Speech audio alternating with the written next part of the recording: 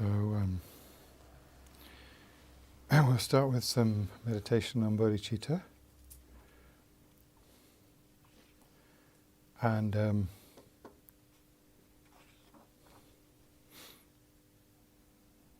we'd like to use the Tonglen meditation this time.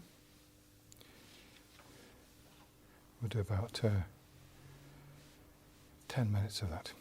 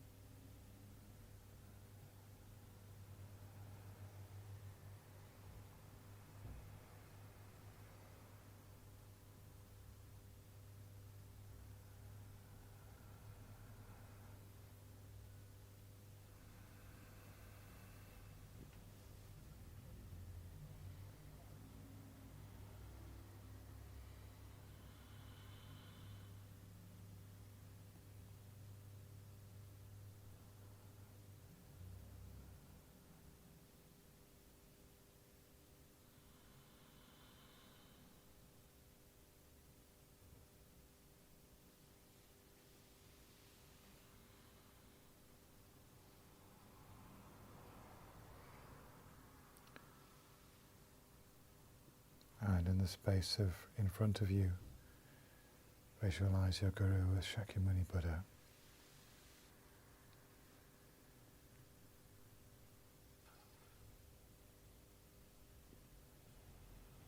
The embodiment of the mind of bodhicitta.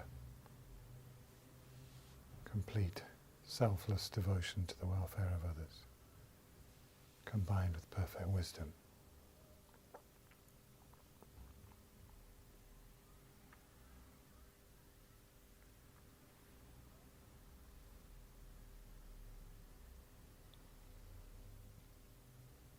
So having meditated on the motivation of bodhicitta, bring that motivation to your contemplation of the Guru in the form of Shakyamuni Buddha, contemplation of the mind of taking refuge.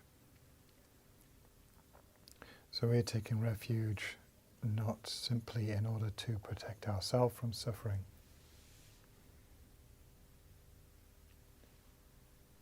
but out of compassion, recognizing that without the help of the three jewels, we lack the ability to truly benefit others.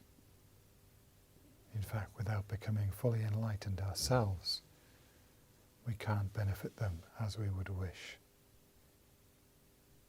And therefore, with heartfelt devotion to the Guru, the Buddha, the Dharma, and the Sangha,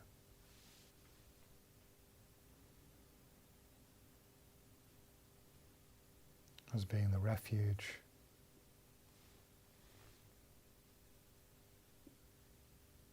that can lead us to that full enlightenment.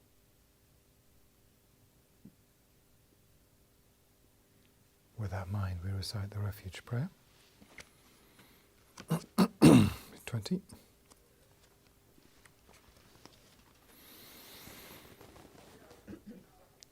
Sangye chedang soki chonam la chang chupa du dagni kyam suche dagi chenyen gi pe sonam gi chola penche sangye drukpa cho Sangye chedang soki chonam la chang chupa du dagni kyam suche dagi chenyen gi pe sonam gi chola penche sangye drukpa jo Sangye chedang soki chonam la chang chupa du dagni kyam suche dagi chenyen gi pe sonam gi chola penche sangye drukpa jo.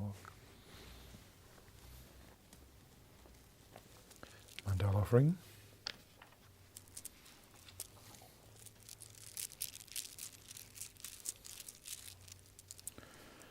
Saji Peki Chuk Shing Me To Tram Ri Rabling Ji Ni De Gen Badi Sangye Jing Du Mik Te Wagi Roku Nam Da Jing La Jepa Jo Idam Guru Ratna Mandala Kam Niryatayami.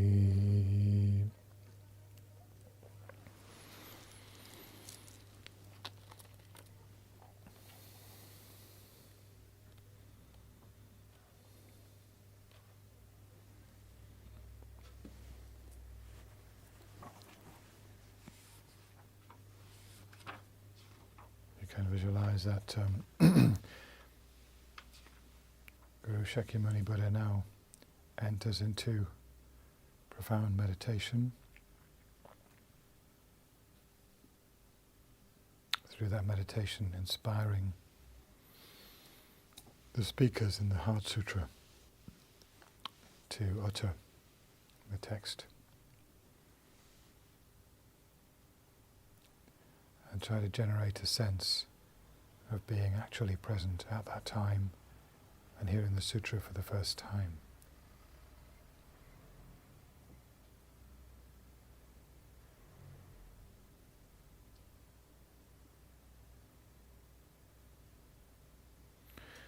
Thus did I hear at one time. The Bhagavan was dwelling on Masa Vulture's mountain in Rajagriha, together with a great community of monks and a great community of bodhisattvas. At that time, the Bhagavan was absorbed in the concentration on the categories of phenomena called profound perception. Also, at that time, the Bodhisattva Mahasattva Arya Avalokiteshvara looked upon the very practice of the profound perfection of wisdom and beheld those 5 aggregates also as empty of inherent nature. Then, through the power of Buddha, the Venerable Shariputra said this to the Bodhisattva Mahasattva Arya Avalokiteshvara: how should any son of the lineage train who wishes to practice the activity of the profound perfection of wisdom? He said that, and the Bodhisattva Mahasattva Arya Avalokiteshvara said this to the Venerable Sharadvatiputra: Shariputra, any son of the lineage or daughter of the lineage who wishes to practice the activity of the profound perfection of wisdom should look upon it like this, correctly and repeatedly beholding those 5 aggregates also as empty of inherent nature. Form is empty, emptiness is form. Emptiness is not other than form, form is also not other than emptiness. In the same way, feeling, discrimination, compositional factors and consciousness are empty. Shariputra, likewise all phenomena are emptiness, without characteristic, unproduced, unceased, stainless, not without stain, not deficient, not fulfilled. Shariputra, therefore, in emptiness there is no form, no feeling, no discrimination, no compositional factors, no consciousness, no eye, no ear, no nose, no tongue, no body, no mind, no visual form, no sound, no odour, no taste, no object of touch, and no phenomenon. There is no I element, and so on, up to and including no mind element and no mental consciousness element. There is no ignorance, no extinction of ignorance, and so on, up to and including no aging and death, and no extinction of aging and death. Similarly, there is no suffering, origination, cessation, and path. There is no exalted wisdom, no attainment, and also no non-attainment. Shariputra, therefore, because there is no attainment, bodhisattvas rely on and dwell in the perfection of wisdom, the mind without obscuration and without fear. Having completely passed beyond error, they reach the end point of nirvana. All the Buddhas who dwell in the 3 times also manifestly, completely awaken to unsurpassable, perfect, complete enlightenment in reliance on the perfection of wisdom. Therefore, the mantra of the perfection of wisdom, the mantra of great knowledge, the unsurpassed mantra, the mantra equal to the unequaled, the mantra that thoroughly pacifies all suffering, should be known as truth since it is not false. The mantra of the perfection of wisdom is declared: Tayata om gate gate paragate parasamgate bodhi soha. Shariputra, the Bodhisattva Mahasattva should train in the profound perfection of wisdom like that. Then the Bhagavan arose from that concentration and commended the Bodhisattva Mahasattva Arya Avalokiteshvara, saying, well said, son of the lineage. It is like that. It is like that. One should practice the profound perfection of wisdom just as you have indicated. Even the Tathagatas rejoice. The Bhagavan having thus spoken, the Venerable Sharadvatiputra, the Bodhisattva Mahasattva Arya Avalokiteshvara, those surrounding in their entirety, along with the world of gods, humans, asuras and Gandharvas, were overjoyed and highly praised that spoken by the Bhagavan.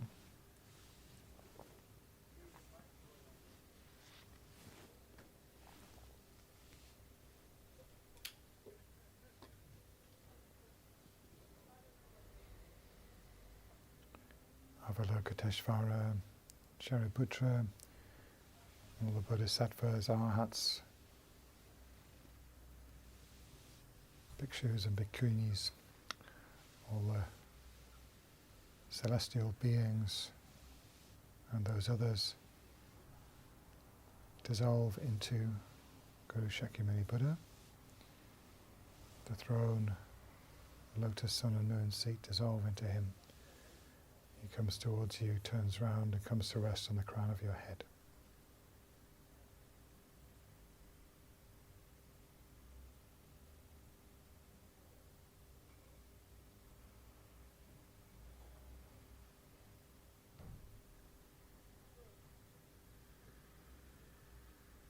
This body dissolves into golden light, which pours down your central channel into your heart, filling your body, speech and mind with bliss, purity, wisdom and peace.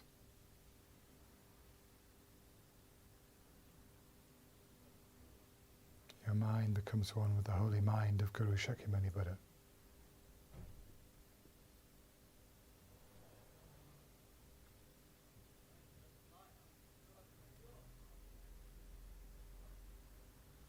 Rest in contemplation of emptiness, the non-duality of your own mind and the emptiness of all phenomena.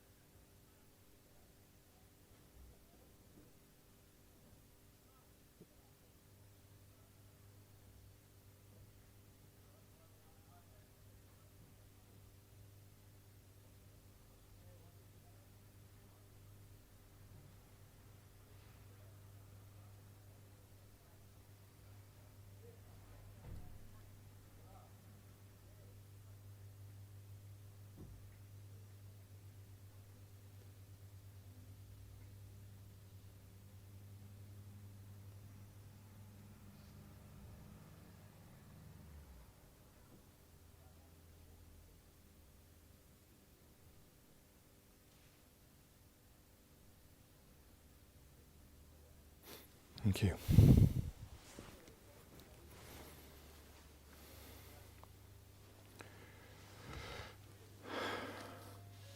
Uh-huh.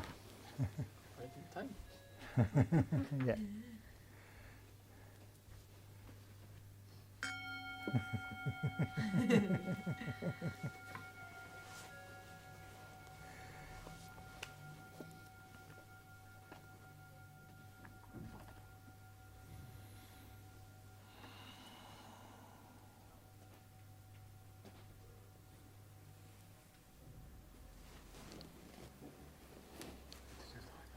Hmm?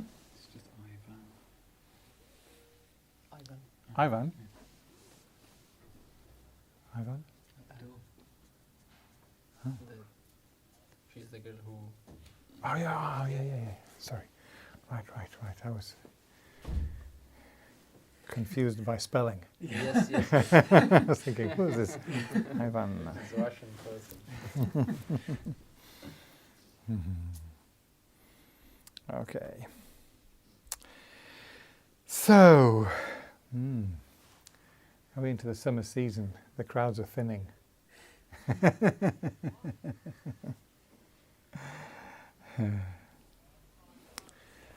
And how's your meditation been this week?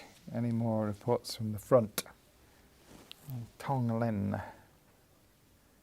If you've been doing that, or whatever you've been doing.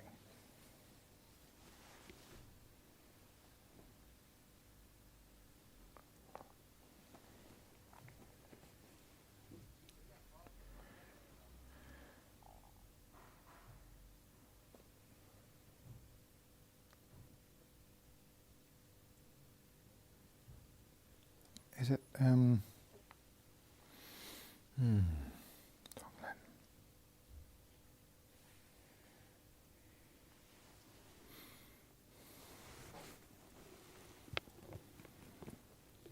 The Karmapa said it's quite difficult. Hello and welcome. He was teaching on the 8 verses of training the mind. So did anyone catch any of it on the live stream? I think it's probably still available. You want to watch it? The Karmapa. Yeah. So very moving, I thought. Very moving teaching.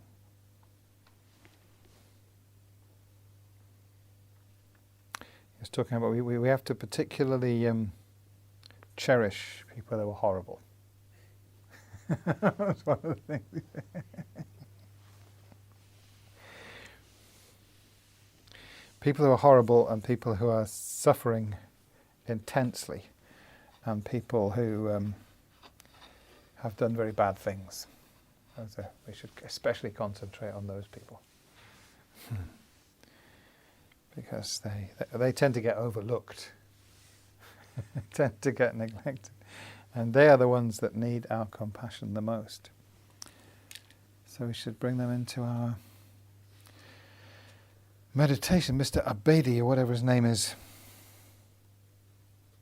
Is that his name? The Manchester bomber.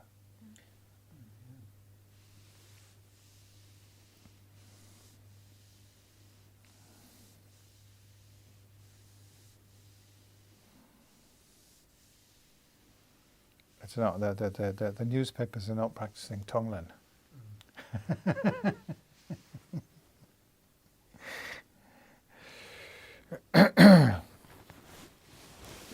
So, yeah, the victims and the perpetrators we need to practice for.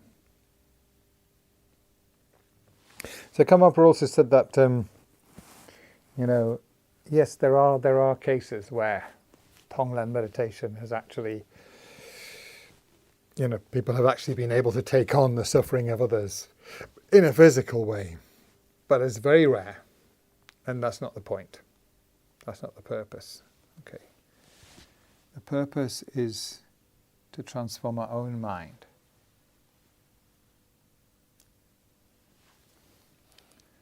So,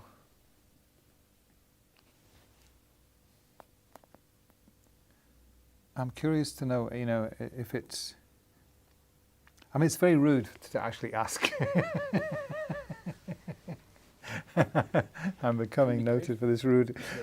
Pardon? You should be grateful if you're rude. You should be grateful. That's true. Yeah. So I'm rudely going to ask you, has anybody been doing it? Have you been doing this meditation? It's not compulsory, but I'm just asking. Sometimes. Yeah. Every now and then. And do you find that it has an effect on your mind? It does. Okay, can you describe that? I don't know, it's like... feels nice. Yeah, okay, It's nice. okay. So it Uplifts. feels uplifting, lighter. Most of the time. Lighter. Most of the times. Most of the time, yeah. Most of the time. Mm-hmm. There are some situations Yeah. where I have kind of the opposite reaction. Uh-huh. Especially if there is some kind of very intense physical suffering involved. Like last week, Mhm. a friend of mine broke his ankle, Right. and then I was doing the meditation, and the reaction was, "Oh, I don't want to break Yeah. my ankle." That's very reasonable reaction. Yeah. So, Yeah. but usually it's a kind of Mhm. nice, positive feeling. Yeah. Yeah. So, like I said, I think it's perfectly valid to do it with a kind of interpretation where it doesn't mean that, you're actually inviting suffering to yourself. I think that's perfectly valid. That you're taking somebody else's suffering away from them, but you're not necessarily inviting suffering to yourself. But I do think actually it becomes deeper if we're actually at that edge where we're questioning that, that even if, in order to remove somebody else's suffering, I actually had to suffer myself, would I still be willing to do that? That is the challenge. And we know, it's not that uncommon that people do that in a very kind of quite straightforward way, that they go into situations where they know they're going to experience suffering or risk death or all kinds of things in order to benefit others, and they willingly do it. You do it for your kids as well, though, wouldn't you? You do it for your kids. So would you do it for a stranger? Yeah, I mean, that's right. So, we all have that within us. And that example shows us we all have it. And that when it becomes somebody we don't have that kind of personal connection to immediately, the big resistance is there. Now, why? You don't know, though, if you were put in that situation, you don't know what you'd do unless You don't. That's very true. So probably some of the people in Manchester were in a similar situation, and maybe some of them did go and help, didn't they? Yeah. So, Sikh temple, opening its doors for everybody. yeah. Yeah, I'm sure many people helped. I mean, not many people would have been willing to exchange their situation with the situation of the people who were the victims. That wasn't available because of the nature of the situation. But in some situations, it is. People, that is available, and sometimes people do it.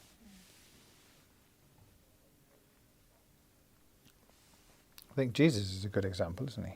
He did it. I was thinking Mother Teresa as well. I mean, I don't know how much, she did actually suffer, but what she did was,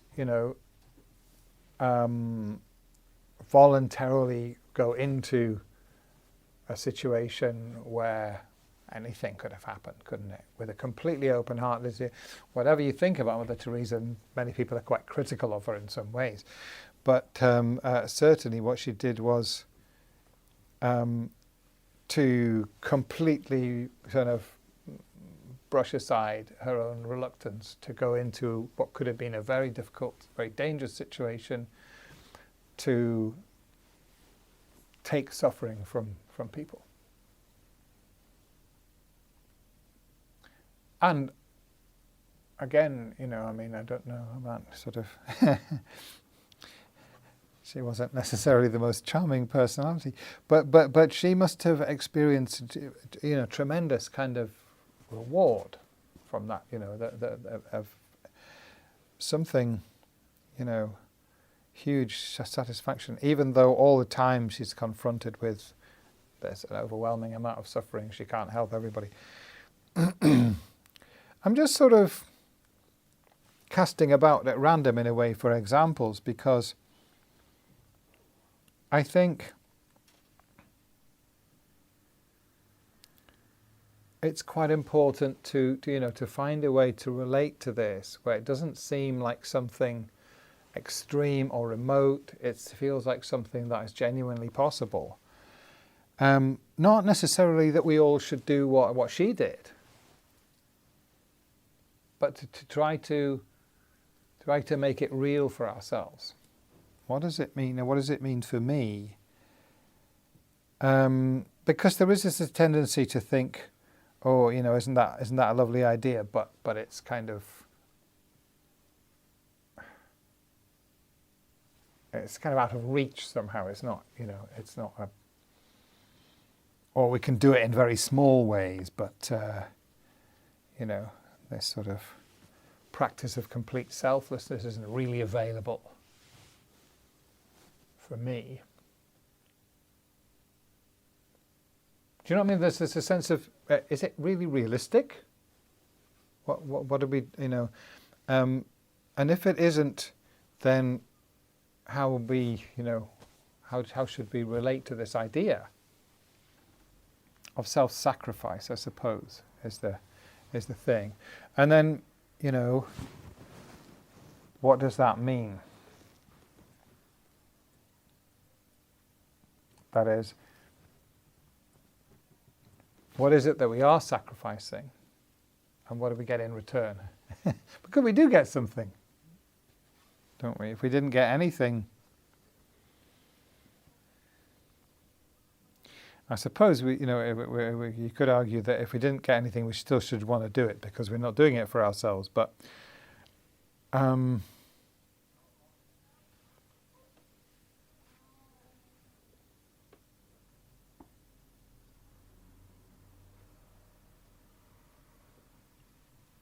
easier in a real life situation, as Adam said last week, with animals, isn't it, than in meditation.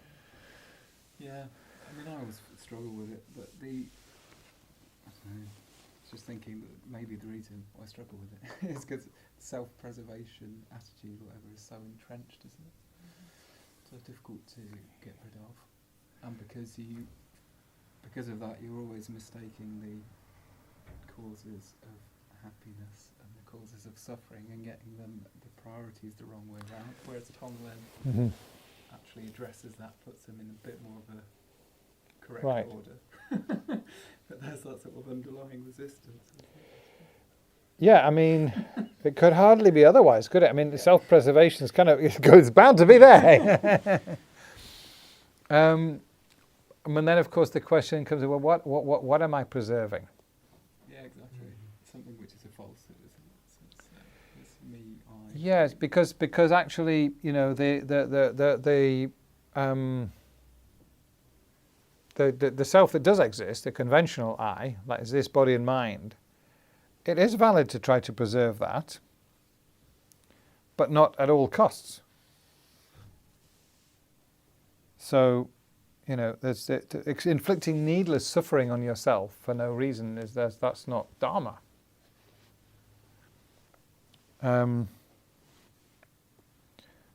But to make my happiness and suffering more important than the next person's, that's where there's the conflict between our sort of instinctive survival, I suppose, and what the Dharma is saying. What the Dharma is saying is we should make their happiness and suffering at least as important as our own. And that's not our habit.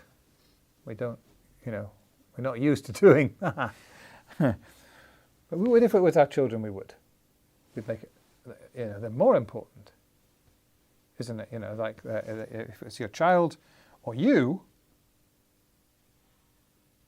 most parents, certainly most mothers, would choose the child. I think most parents would actually.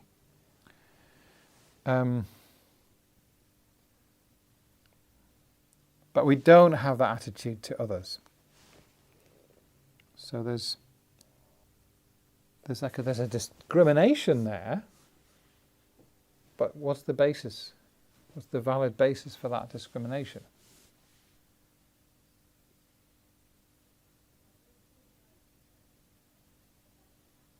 Is there any?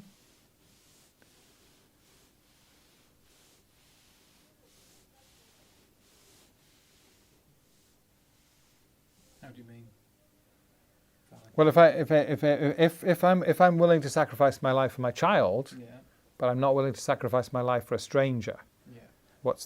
is there a valid basis for that discrimination? Well, really, you could argue that that the I extends also to me and mine and your child as part of that. Okay. Perhaps. Yeah. Maybe. Well, clearly, yeah. Yeah. Yeah. So, In some sense, it's appropriate because who's going to take care of your child if you sacrifice your life for a stranger?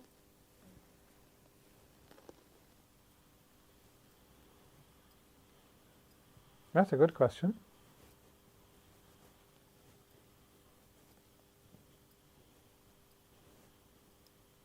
I mean, I was reading an article the other day about how like we can have equal love for like all beings, but we can't display our love in the same way to all beings. Like it's not appropriate to hug a dog, like hugging your mom because dogs. I don't know. Well, this is a really bad example. But, well, I mean, it's like you can't just hug a stranger. Not your goldfish, maybe. Yeah. So that same kind of, there might be the same love, but it would have to be expressed in a different way for different people, different beings. Yeah. I mean, that's clear. That makes sense.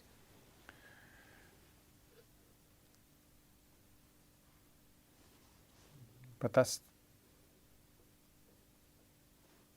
is that what's really going on though? With that instance, like the discrimination,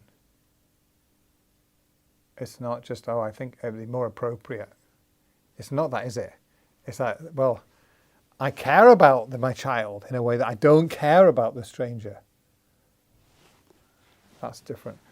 And actually, there might be also a bit of fear or A lot of fear, hostility towards probably. other strangers or different people. Yeah, there could be that. Yeah. Well, I'm thinking that there's fear of kind of opening ourselves up on such a vast scale, isn't it? Like if we had limit it to a few people that we might be prepared to sacrifice for, then it feels manageable. But if we open it up to everybody,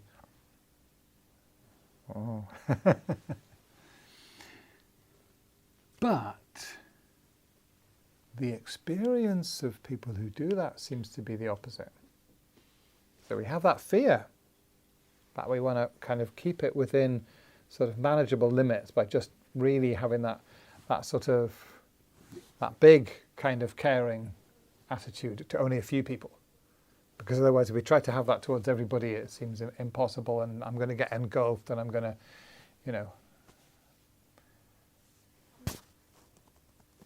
But that doesn't seem to be the experience of people that actually do it.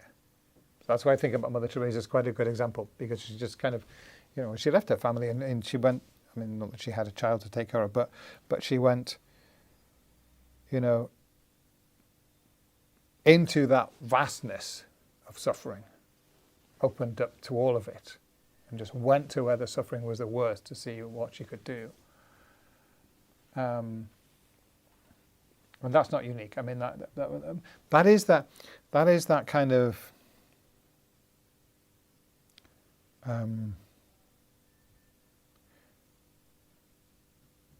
one of the translations of the Bodhisattva Charyavatara is entering into the Bodhisattva's way of life. And it seems to me like it's like that's what that. There comes a moment in that sort of on that path where you let go of your sort of your safety nets or your protection. You just say, right, I'm going to go into whatever bodhicitta it calls upon me to do. I'm going to do it, rather than kind of well, I'm prepared to go this far and no further.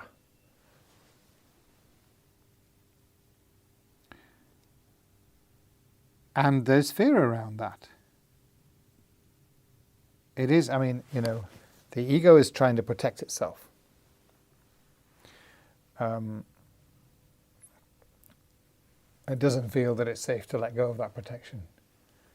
But people who've done it seem to say what you experience is not, it's like not that you're engulfed and annihilated, but that you're liberated by taking that step.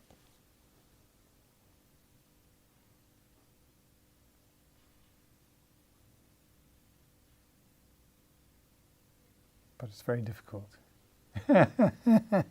Well, seems difficult. It's difficult when we contemplate. It might not be difficult to do, actually. You know, like everything. Thinking about it is more difficult and more scary than doing it. Nevertheless, very few people do it. It's a big step. And I think we have to acknowledge there's some kind of realism in that. that maybe, you know, there's a reason why, if we're not at this moment, don't feel able to or willing to take that complete step. Like when the Buddha walked out of the door of the palace and into the forest. And his decision then was whatever it takes. And he went through like unbelievable. I was reading about it actually the other day. When he went on the embarked on the ascetic path, because that's what he believed was going to lead to the goal of enlightenment. You know, to be able to free others from suffering. This is what he had to do, and what he went through is absolutely hair-raising. For 6 years. So clearly, you know, like there was no. It was completely unconditional, you know. Isn't the way to move forward though for everybody if you sort of start doing, say, charity work or working with vulnerable people, and then you go from there, don't you? Well, I think there is wisdom in that, like that step-by-step approach. So there's, it seems like there must be a reason why we can't. Or we think we can't do it right. Maybe we could, but we don't. And this tradition is training us, preparing us, you know, to one day maybe be able to take that step where it's unconditional. At the moment, there may be a lot of reasons why it's not realistic for us to do that. You know, might not be in a position to do that. There's so many like near shadows of it, kind of, because there's people who seem to be kind of really into. Am I speaking in a really quiet voice? I'm probably a little bit deaf, but I think there's lots of near shadows of it. Like it's so, like I think you have to do it with discernment. yes, At the same time. yes, And then absolutely. be honest with yourself, and then like it's so easy to fall into this sort of ego trip where I'm like, I'm helping everyone, I'm like Jesus, I'm the best, and then there's also an ego trip like where you're helping everyone, and then you get like compassion fatigue, and you like the people run out of energy, and people like start hating helping people and stuff like that. Like, So in fact, they haven't actually been able to make that leap of faith, if you like. They haven't really let go of the ego. Otherwise, those things wouldn't be happening.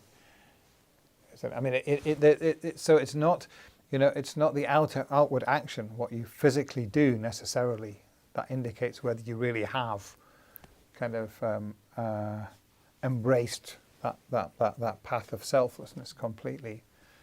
It's not easy to tell from the outside necessarily, and if you are not ready, and you kind of try and fabricate it like that, it can be fairly disastrous actually. So that's right. It's but yeah, there are a lot of ways of kind of trying to do it or pretending to do it that don't work.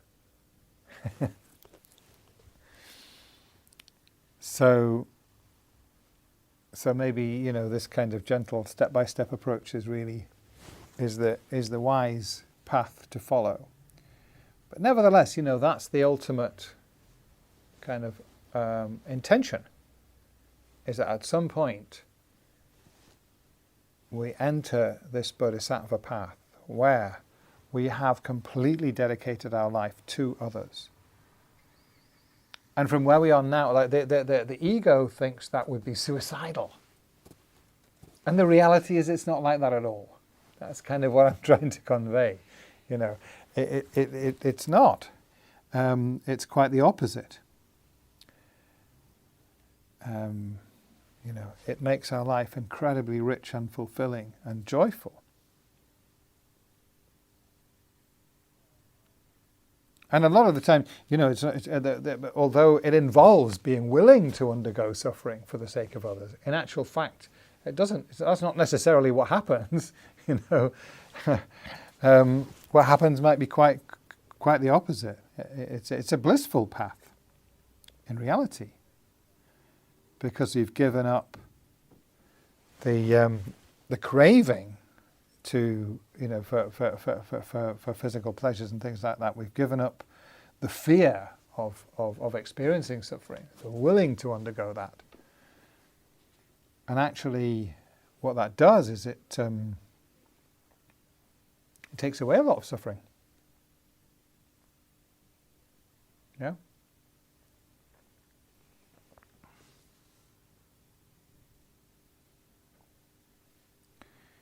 So it's, nevertheless, it seems that it takes a lot of work to be able to get to that point.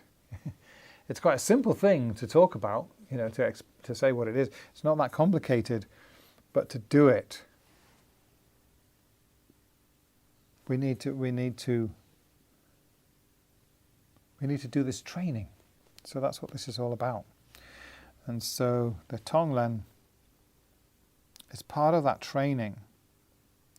And maybe somebody said it's easier to do it practically. You said to do it in practice than in the meditation. Yeah.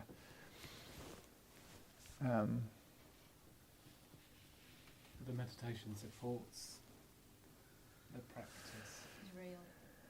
Well, it Yeah. supports the practice, so if you just try to go out without doing any meditation, it may be more difficult.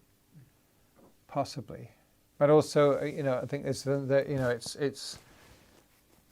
it's important to learn to be able to do it in the meditation. We're kind of training our imagination partly, you know, to really enter into the. You need to have something to go on, don't you? Yeah, I So agree. it's You need some you need grist for the mill, something can't just be solid, like- don't you?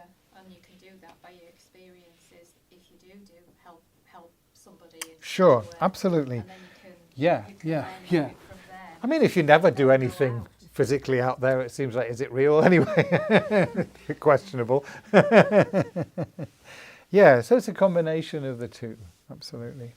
But the other day I was thinking, what is it more useful Hmm. to, you know, go out and help people physically, or maybe spend as much time as one can purifying your mind, and maybe in the next life, Yeah? you know, being really able to do it.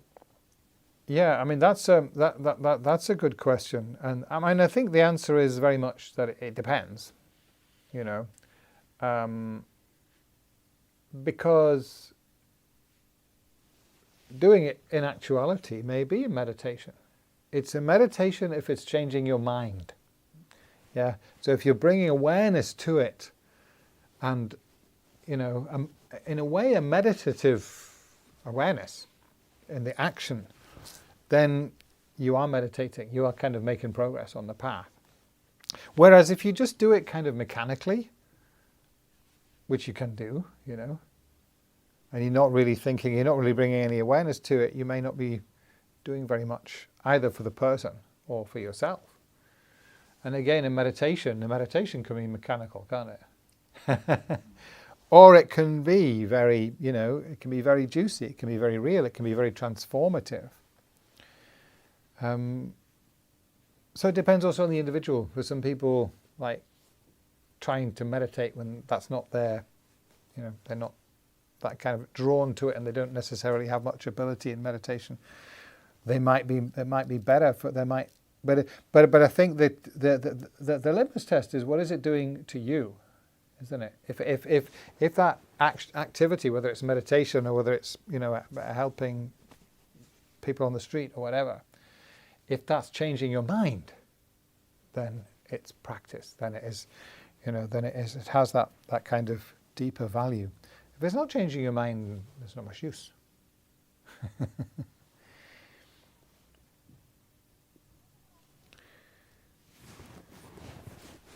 So, yeah. And it is a difficult meditation. It'd be interesting to gauge, try and observe your intention before and after, like doing small acts. Yeah. And see how you progress. Maybe small acts Yeah. of kindness. And then sometimes it would be a selfish thing, and then you might think, oh, the motivation's all wrong. Uh-huh. And then it'll likely change, or not do it, Mm-hmm. or reassess what you're going to do. Yeah. Maybe. And you can bring those reflections into the meditation. Yeah, and then see how it changes And then over time. that's right. And then bring the result of the meditation out into the practice. So maybe it's like that. It's kind of interaction between the two.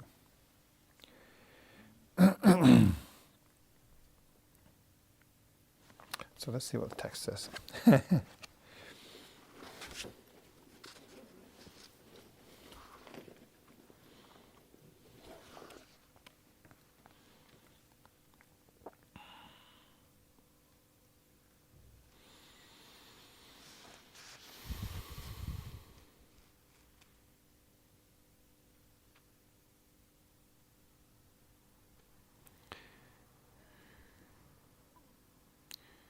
So interesting observation there. He says, commence taking progressively from your own side.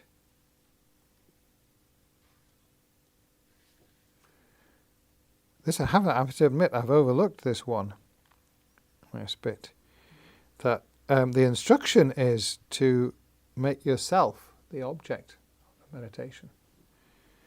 And take your own suffering first before attempting to take on others.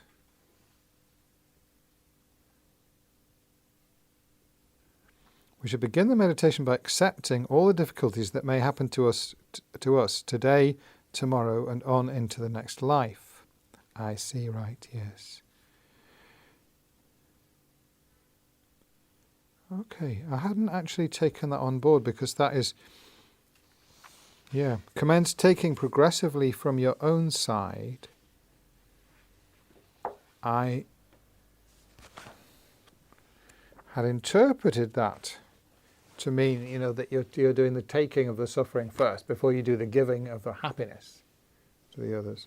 But what the commentary is saying is that what it means is that we first have to practice accepting our own suffering.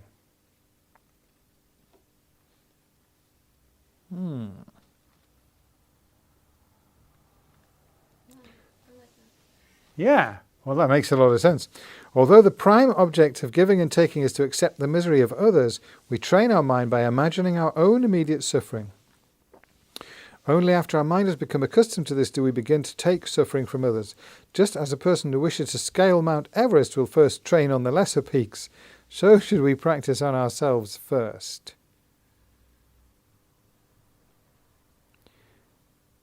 So that's very logical, isn't it? Because the obstacle is, I don't want to accept the suffering of this other person because I don't want to have more suffering than I've already got.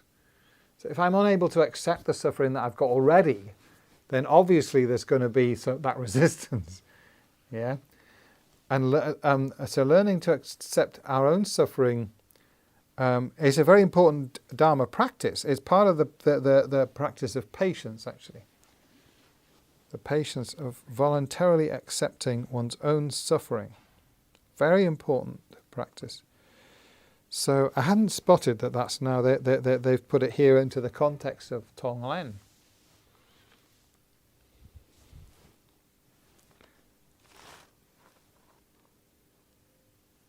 I don't know that it's really saying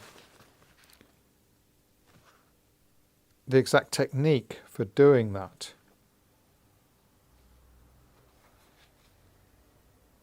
See if I can find that out. I think you visualise yourself, don't you? sitting in front of you. Yeah, Okay. that's how it works.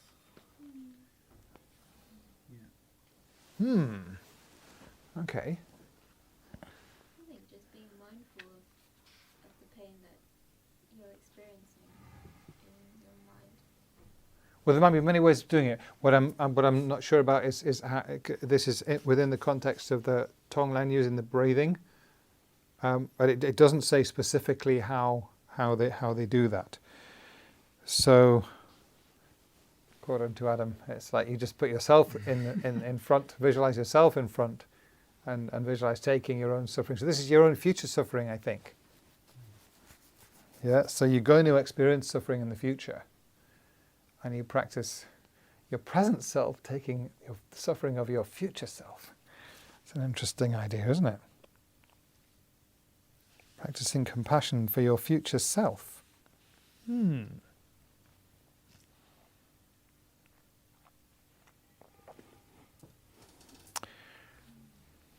that requires some thinking about. Maybe come back to that next week. But the point is made, though, that if we are not able to accept our own suffering, we can't take on the suffering of others. So that practice of however we do it, and there are many ways of doing it.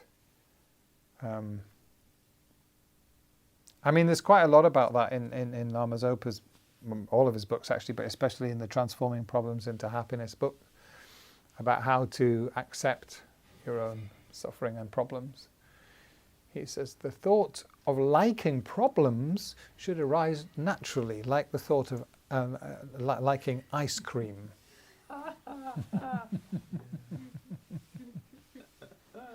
You mentioned this before, and I was trying to do that.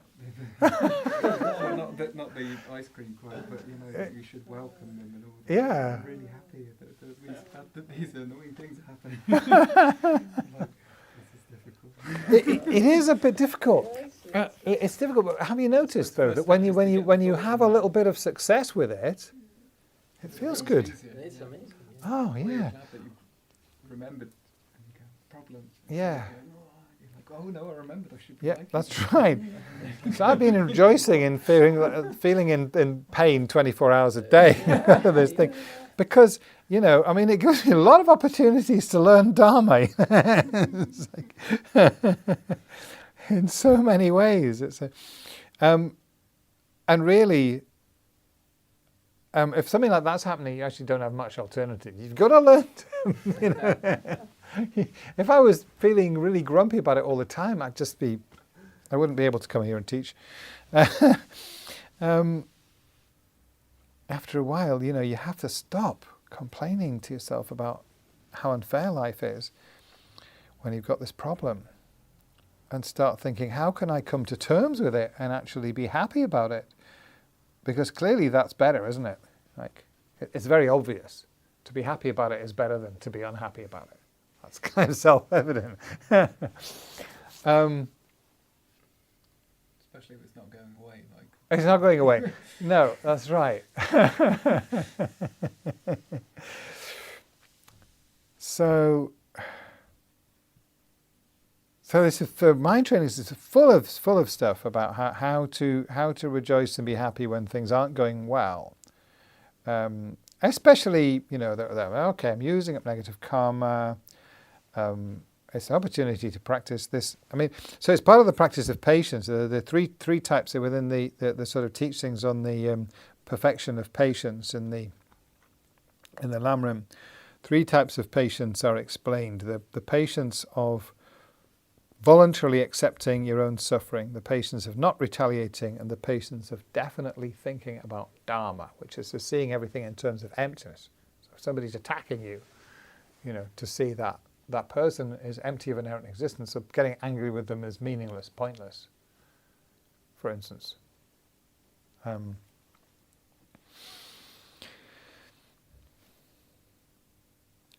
So this practice, the practice of patience is, as we've said before, is absolutely pivotal. Because anger is the biggest obstacle to our practice. Anger is the most difficult obstacle to overcome. If we overcome anger, then, everything else is possible. So anything that gives you the opportunity to practice patience is a tremendous gift. That one thought is incredibly powerful, isn't it? Anything, when we start to feel impatient with anything, remember that. Now, and only now, you have the opportunity to practice patience. Only when anger is arising in the mind can you counteract it. If you're sitting in blissful meditation, you can't practice patience because there's the anger isn't there to be counteracted. So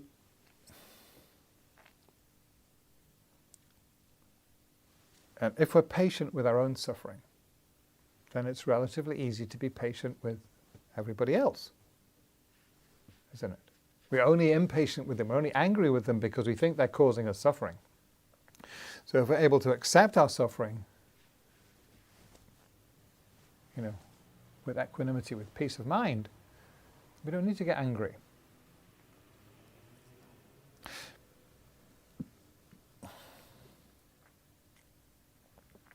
And actually, I was thinking about patience, Mm-hmm. because I find it quite a problem. Yeah. Right. You're not alone.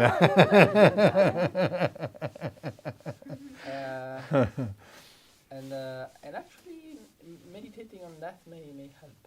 On Death. death, yes, Yeah, certainly.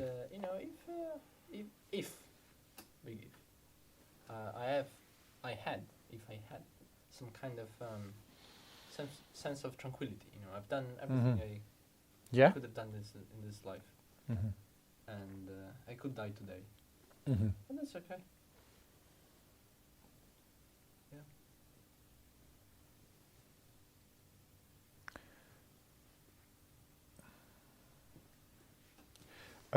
So I didn't quite see that's how is that applying to the patients? In a sense, I'm often very impatient about things in the future that I want them to happen. Uh-huh. Oh yeah. Now, Mm-hmm. but I could die today, Yes. and today is not today, right? Yeah. There's not much time today, so many things I would like to do. There's not enough time, so Yeah. Yeah. Death puts that very much into I mean, perspective. it's- Yes. Yes. Yes. Yes. The kind of and I can do today only the things I can do today. yeah. Right. Right. Right. And that kind of has to be okay because I could die today. Yes. It has to go, right? Exactly. Exactly right. Yeah. Yeah. So in a lot of ways that can help.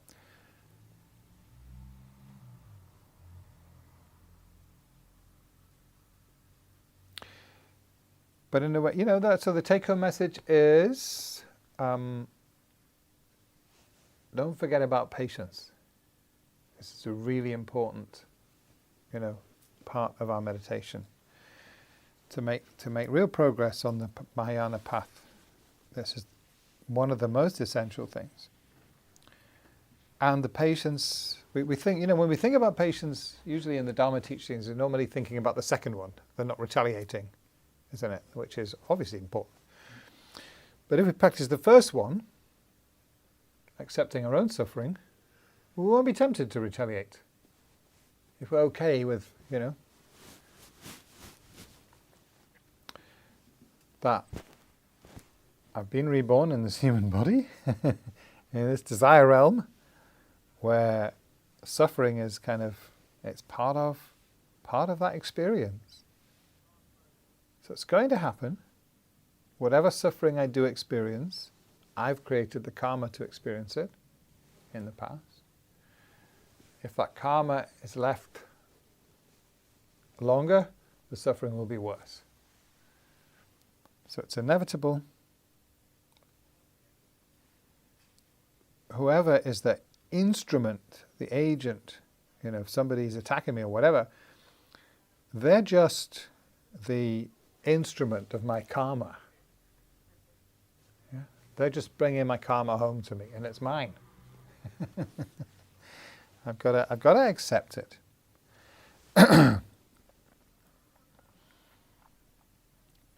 And using up that karma from the past is taking me nearer to the goal of liberation, being free from suffering and enlightenment.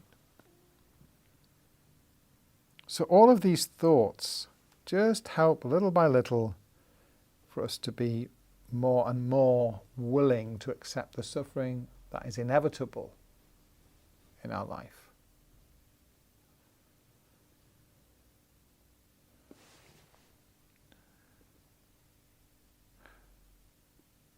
So then, we might be willing to take on somebody else's. Of course, we can't experience more suffering than we've created karma for, anyway. So there's no need to worry that I'm going to take on an infinite amount of suffering, because I can only experience the suffering that I have created the causes to experience.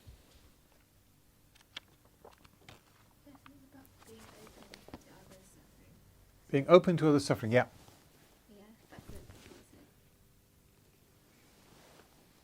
Yes, that's what it's about, right. Absolutely, absolutely. Because the ego wants to close itself off from other suffering. It's uncomfortable to think about it.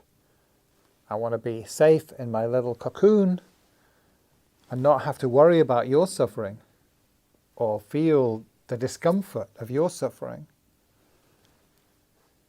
And if I open to it, if I open my heart to your suffering, it doesn't actually harm me. But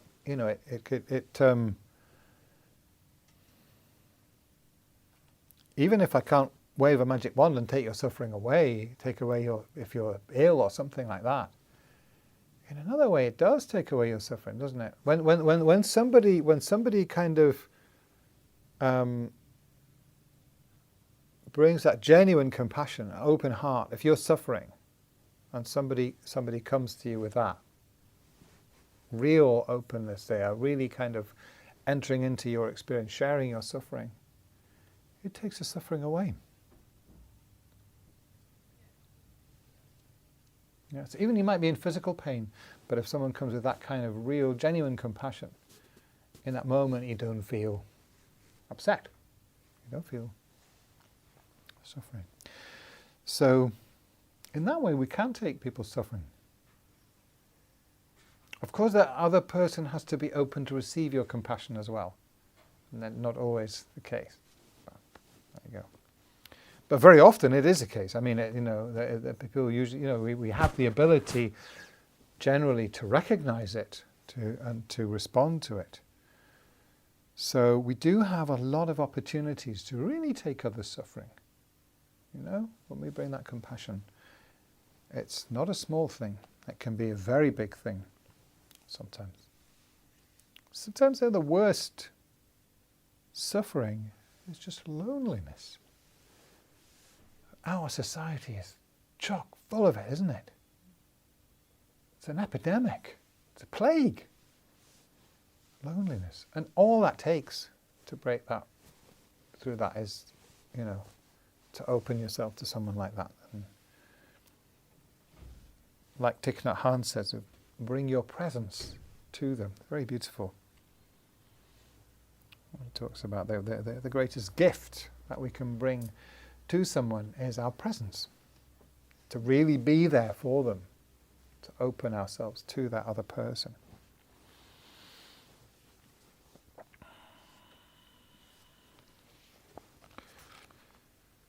So in order to be able to open ourselves, we have to be willing to experience, to accept our own suffering, don't we?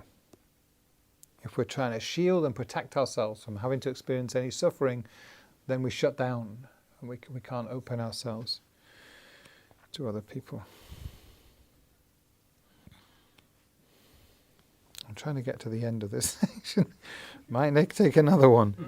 Never mind. I think we should take as much time as it takes. So then, actually, it's only after that that it gives the instruction of the breathing meditation. Place these two astride the breath. So this is just a technique. You know, you don't have to. You can practice Tonglen without doing this. Tonglen doesn't mean the breathing visualization. That's just a technique of Tonglen. But the Tonglen itself is meditating on taking others' suffering and giving them happiness. So you can do that in different ways. But this is the technique that's used. By utilizing inhalation and exhalation, the practice of giving and taking becomes easier. First, we inhale, breathing slowly and calmly, generating the motivation of accepting all the sufferings of others. They come in the form of dark fumes which enter with the breath and dissolve into ourselves. Then, with the motivation of giving our own happiness and merit to others, we generate in ourselves pure white light which we visualize as being exhaled through our nostrils. This radiant light spreads in all directions, giving happiness to every sentient being. So that's pretty much the way we've been doing it, maybe slight variation there. There are different variations on this.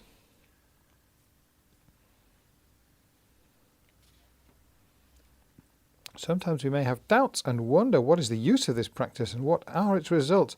For even though we visualize in this way, cows remain as cows, insects as insects.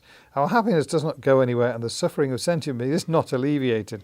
This practice does not appear to change anything. However, the essential point is that giving and taking helps to develop and train our mind. And it is through mental development that we reach enlightenment. Whether such a practice helps directly or has any immediate effect on other beings is not the primary consideration. Okay.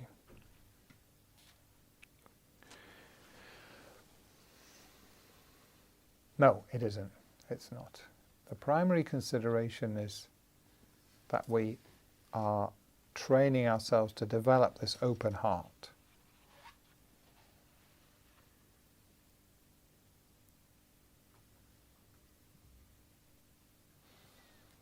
I mean, I think that the Karmapa said it's extremely rare that anybody is able to take others' suffering. I mean, I think he's thinking of the sort of more dramatic instances where, someone is critically ill and some kind of highly trained yogi takes their suffering and then becomes ill themselves and the other person is healed. That's probably not very common. That is quite rare. But in a smaller way, I think, if someone close to you is suffering or is sick, and you practice this meditation very sincerely, my experience is it does have some effect, actually. And like prayer, we don't, just do prayers for people that are sick in order to benefit ourselves. Actually, we do the prayers for them. And of course it benefits me, it benefits us when we do that. But we're not doing it for that person, we're doing it in order to help them. And as I'm sure you're all aware, there's been research recently which shows that objectively it does have that effect. So it's not the primary consideration, but I think it is a consideration. It's a perfectly valid consideration. If somebody close to you, it's more powerful if you have got a strong karmic connection with the person, either in this life or, well, I suppose we don't know what karmic connections you've got from past lives, but if you feel that strong sense of connection with somebody, then it may have some effect. It may very well have an effect. And often it's not immediately as well. Sometimes it happens very immediately, and sometimes it happens over time.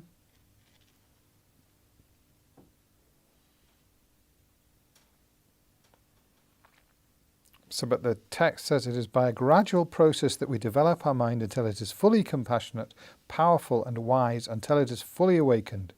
At that point we shall be able to realize our wish to help less fortunate beings. Okay.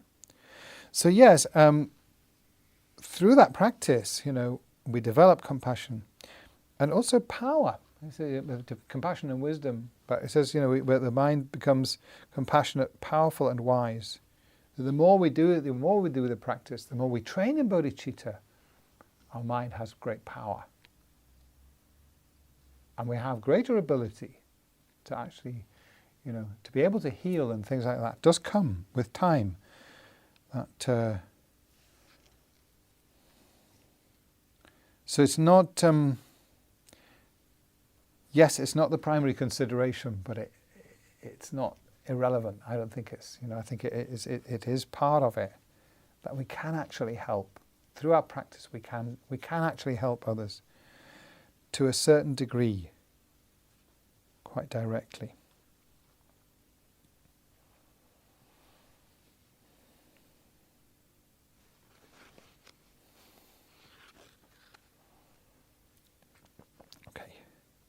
I think we're going to stop there for tonight, and we'll finish this chapter next time when we continue. Any questions or observations or discussion about any of that?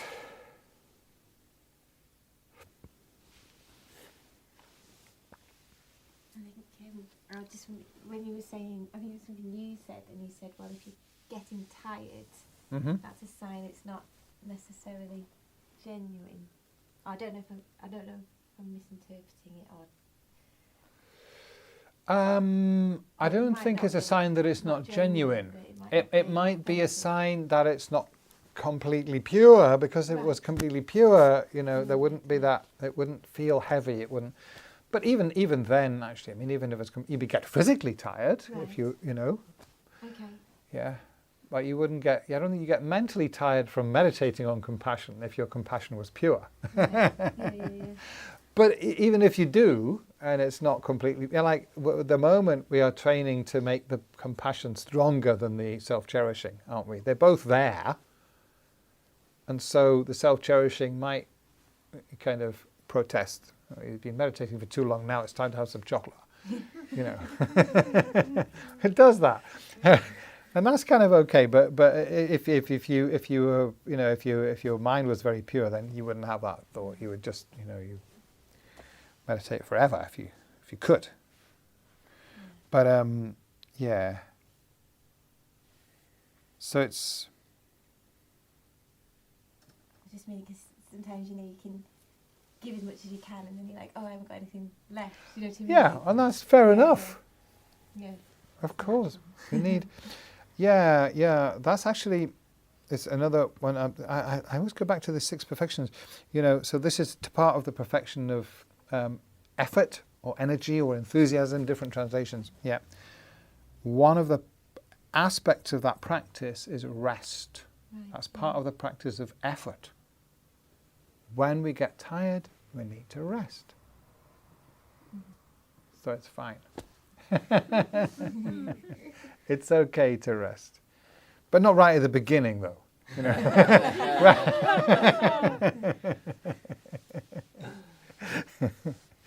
Very good. Thank you, Charlotte. Yeah. Anything else? So, what would you say our take-home message is today? What would you say our take-home message is today? The take-home message today?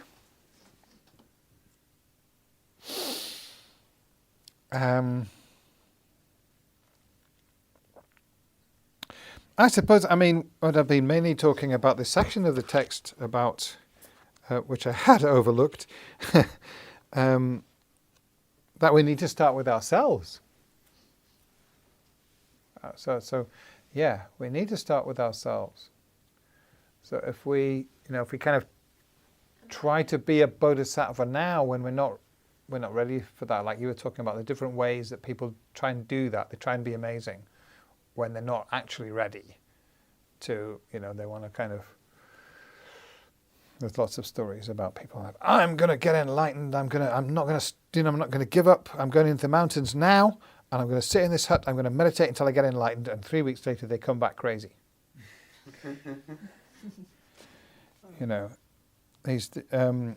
So we need to practice with compassion for ourselves. We need to actually recognize our present abilities and limitations. And we need to, very importantly, to be able to take on the suffering of others, we need to be first practiced accepting our own suffering. And you know that the self-cherishing mind doesn't really like that. I don't want to accept my own suffering. Okay, well, what are you going to do then? What's the alternative? There isn't one. So, you know, it can only benefit me to accept my own suffering, can't it? It's If I- true, there's a resistance. There's a resistance. It doesn't make any sense. So it's a great practice to do, because we know, logically we can see that is definitely going to benefit me. So we practice accepting our own suffering, then we will have some willingness to accept others' suffering. And really, as you said, it is about opening our heart. No, it's not about like, I'm not suffering enough, I'm going to have some of yours. You know, it isn't really about that. About making ourselves suffer. It's about that the opening of the heart. That's what this is really about. Okay, will that do to take home? Very good. Okay, so let's do a little bit of meditation.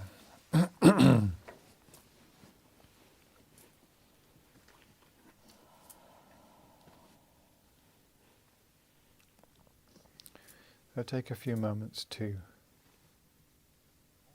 relax the body and focus the mind.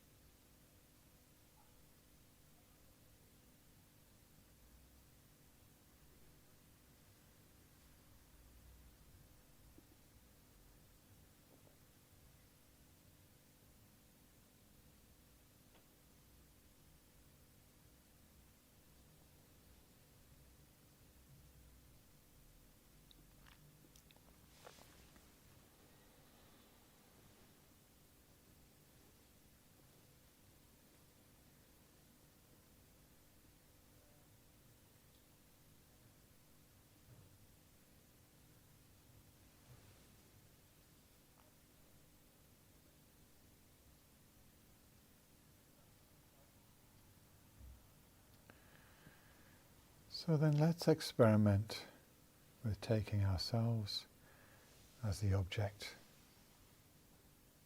for this meditation.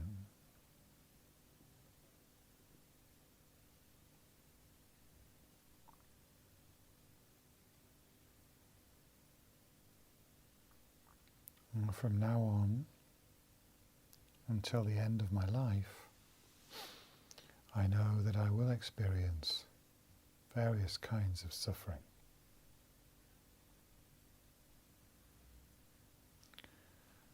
And mostly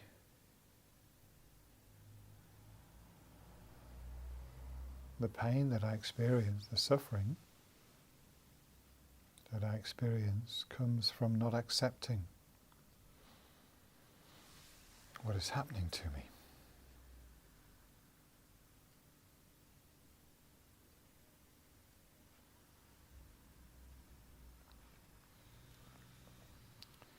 So visualize your future self, could be later this evening or tomorrow,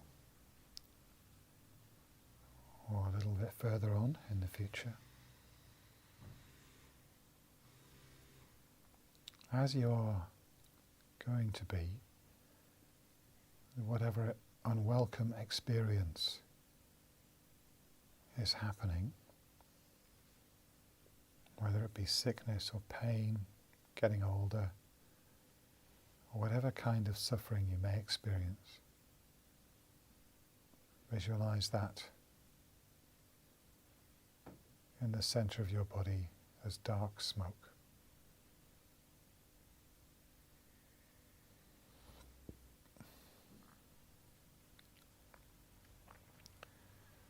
And feel that sense of unhappiness that goes with that suffering.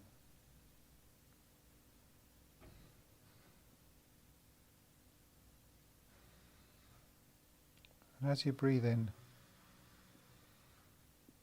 take that suffering into yourself. Accept it fully. Breathe in that dark smoke down into your heart, where it collides with your self-cherishing thought, blasting it out of existence. Breathe it deeply in.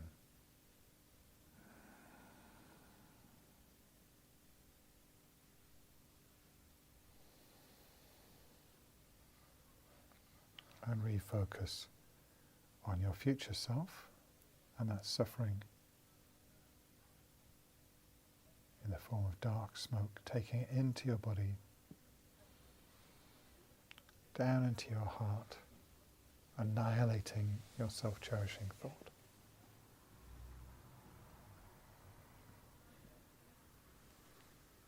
And continue with that visualization for a couple of minutes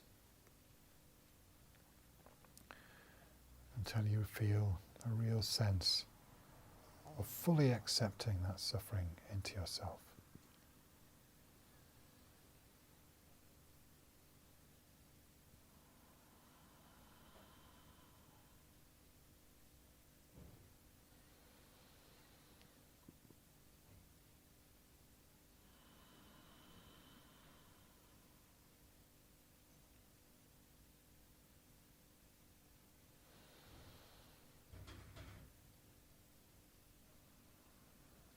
And maybe you can feel, I am taking away the suffering of my future self, taking it into my present self, accepting it now.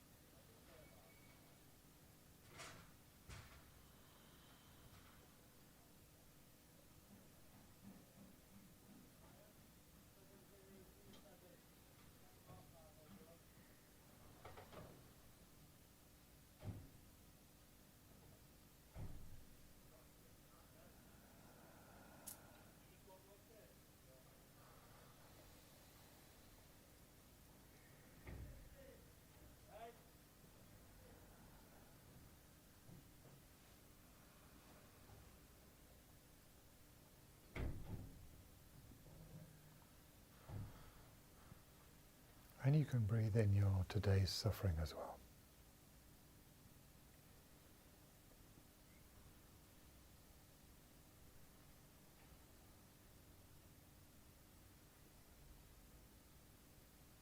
Just meditate on fully accepting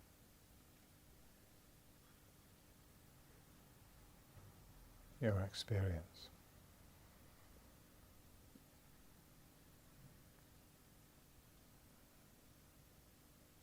All of the things you complain about, accept them as gifts.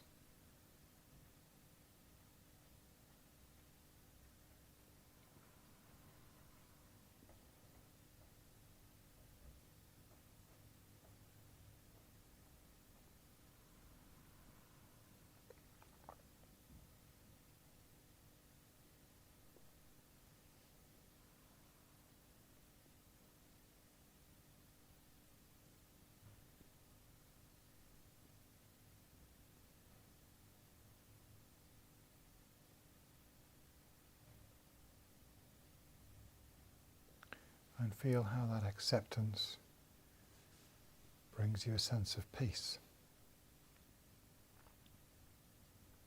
and well-being.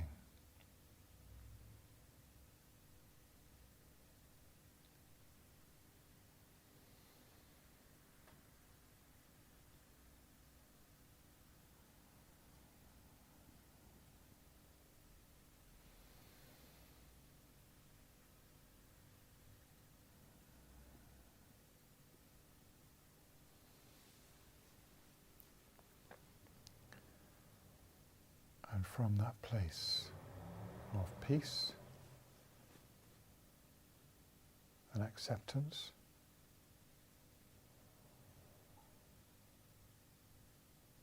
begin to meditate on taking in and accepting others' suffering. Bring into your visualization someone that you know who is not well, who is suffering problems or anxiety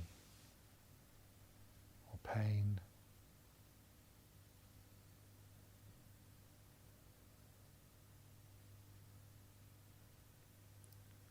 Get in touch with your compassionate wish for them to be free of that.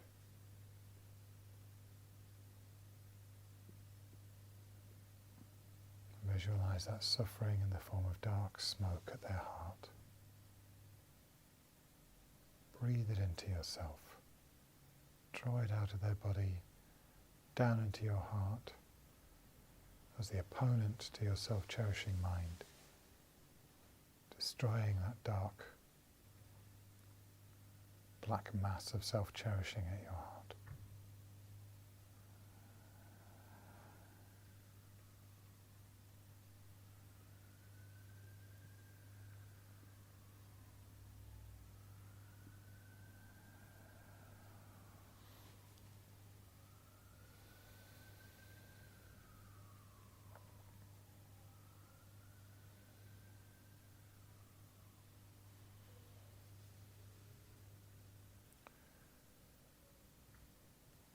Continuing the same visualization, but now as you breathe out, giving away your happiness, good fortune, well-being, breathing it into them as pure white smoke.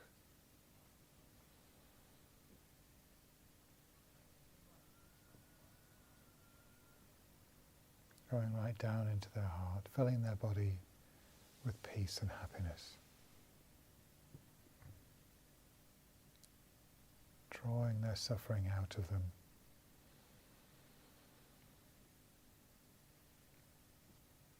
Filling them with peace and bliss.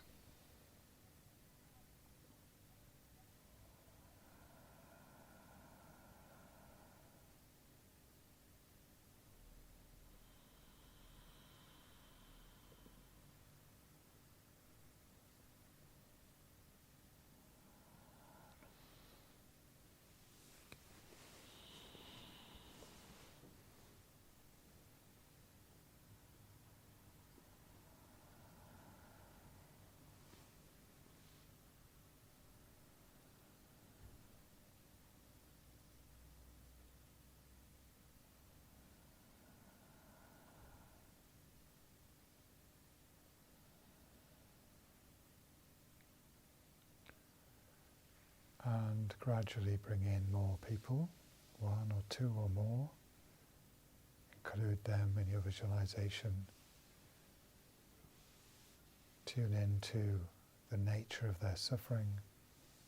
Visualize it as black smoke. Breathe it in, taking it from them. Breathing out your happiness into others.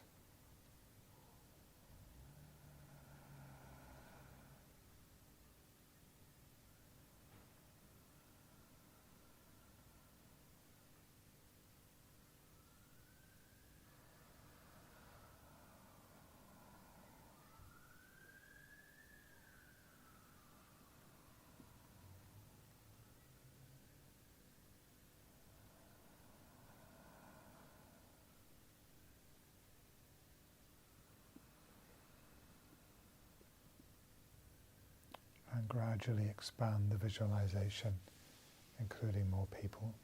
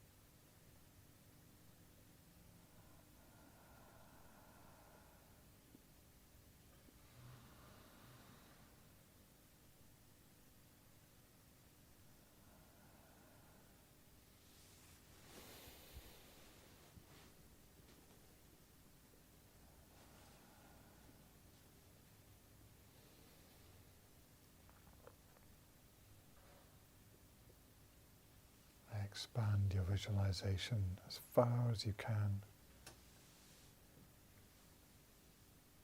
bringing in all the living beings in this world and beyond this world.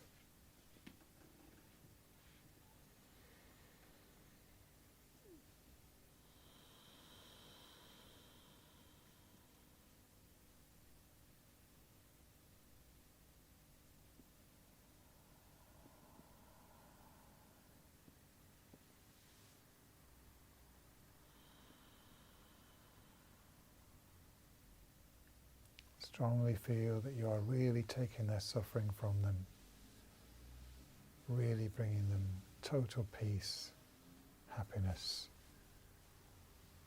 liberation, complete enlightenment.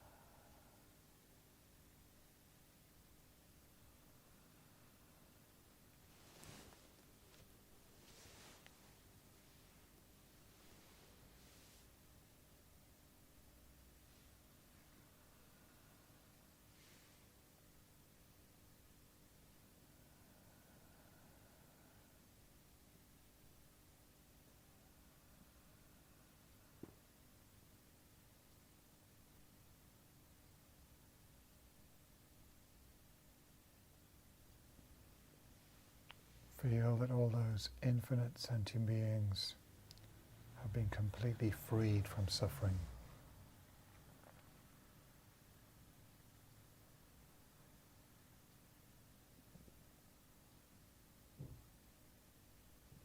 Completely transformed into enlightened beings.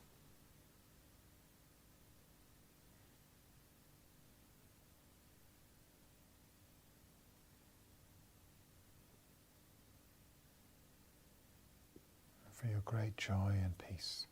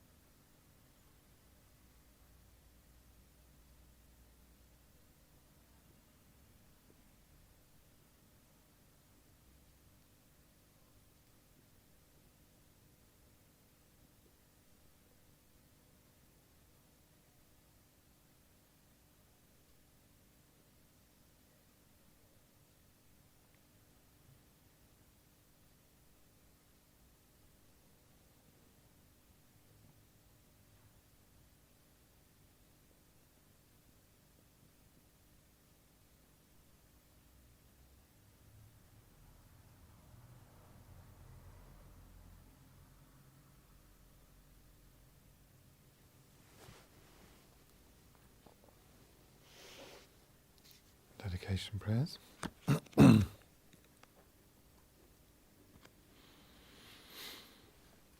22.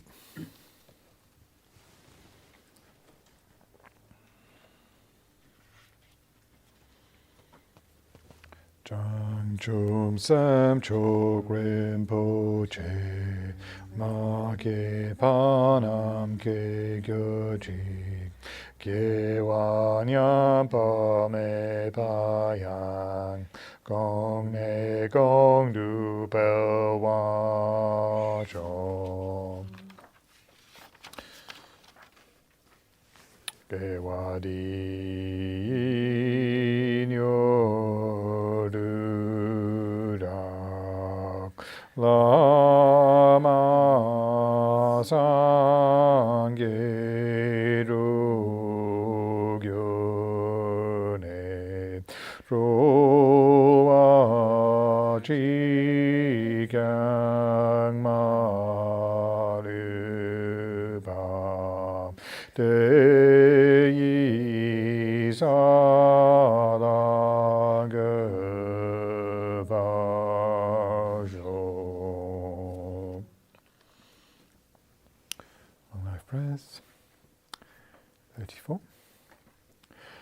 Tu Tzu Chang Jing Jam Gen Ke Wei Ten Zin Kyo Pel Wei Kun Ze Dog Po Ze Jog Som Kor Wei Leg Men Tu Dru Pa Dak Sog Du Je Gun Du Shab Ten Jog Gang Ri Ra Wei Kar Wei Shin Kam De Pendang De Wa Ma Lu Jung Wei Ne Chen Re Zi Wang Ten Zin Gyat So Yi Ja Pe Si Te Bar Du Ten Gyo Chi.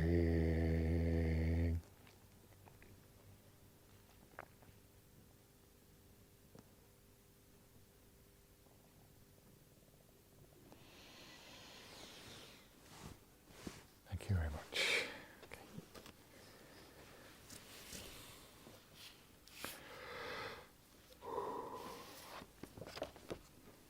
Thank you.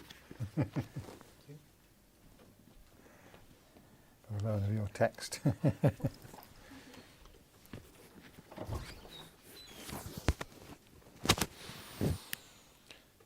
So, this weekend we have the